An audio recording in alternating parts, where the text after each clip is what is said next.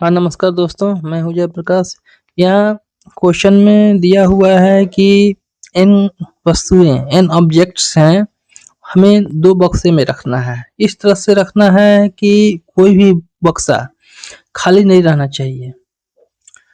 तो इस तरह के क्वेश्चन को हल करने के लिए सबसे पहले हम 2 बक्से बनाते हैं। मान लिया कि B1 और B2 2 बक्से हैं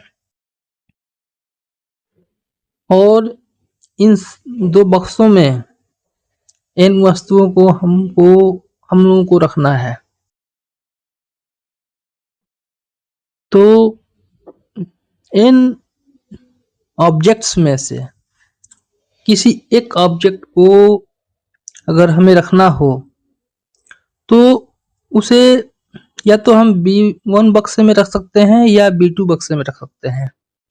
यानी पहले ऑब्जेक्ट को दोनों बक्से में से किसी में भी 2 तरीके से रख सकते हैं। यानी पहले ऑब्जेक्ट को रखने का तरीका हमारा जो है 2 है। उसी प्रकार दूसरा जो बचा हुआ जितने भी ऑब्जेक्ट्स हैं बचे हुए, उसमें से दूसरे ऑब्जेक्ट को, दूसरे वस्तु को हम लोग पुनः 2 तरीके से किसी बक्से में भी या तो पहले बक्से में रखें, B1 में रखें या B2 में रखें, हम लोग 2 तरीके से रख सकते हैं।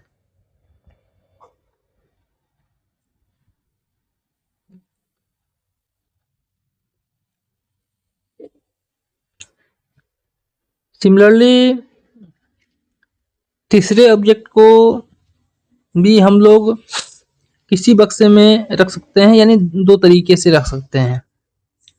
अगर वीडियो अच्छा लग रहा हो तो वीडियो को अधिक से अधिक दोस्तों में, स्टूडेंट्स में शेयर करें, वीडियो को लाइक करें, कमेंट्स करें।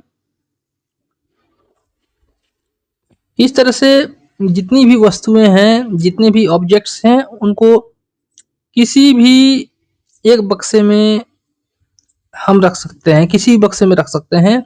यानी किसी भी ऑब्जेक्ट्स को हम 2 तरीके से हम किसी भी बक्से में रख सकते हैं, या तो B1 बक्से में रखें या B2 बक्से में रखें।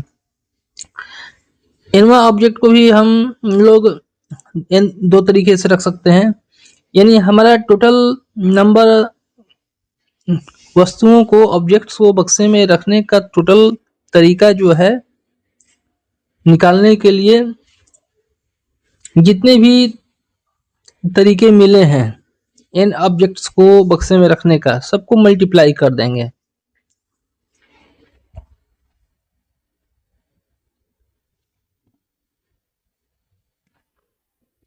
यानी 2 मल्टीप्लाई n ऑब्जेक्ट्स है तो ये n टाइम्स तक आपस में मल्टीप्लाई करेंगे और हमारा जो है, क्योंकि 2 की संख्या n है तो ये 2 to the power n value आएगा।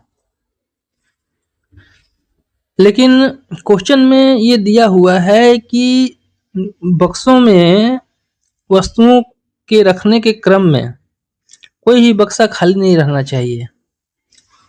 लेकिन हम लोगों ने जितना भी तरीका निकाला है, 2 टू द पावर n जो तरीका निकाला है, इसमें 2 ऐसे शामिल हैं, 2 केस ऐसे शामिल हैं जिसमें या तो बक्सा B1 खाली हो या बक्सा B2 खाली हो। यानी सभी ऑब्जेक्ट्स या तो बक्से B2 में हो, B2 में होंगे तो B1 खाली होगा, B1 में होंगे तो B2 खाली होगा। इसीलिए ये 2 तरीके जो है जिनमें B1 या B2 खाली हैं, इसको हम लोग 2n में से माइनस कर देंगे। यही हमारा आंसर होगा, क्योंकि क्वेश्चन में दिया हुआ है कि कोई भी बक्सा खाली नहीं रहना चाहिए। अगर ये कंडीशन नहीं दिया हुआ रहता तो हमारा answer 2 to the power n ही रहता।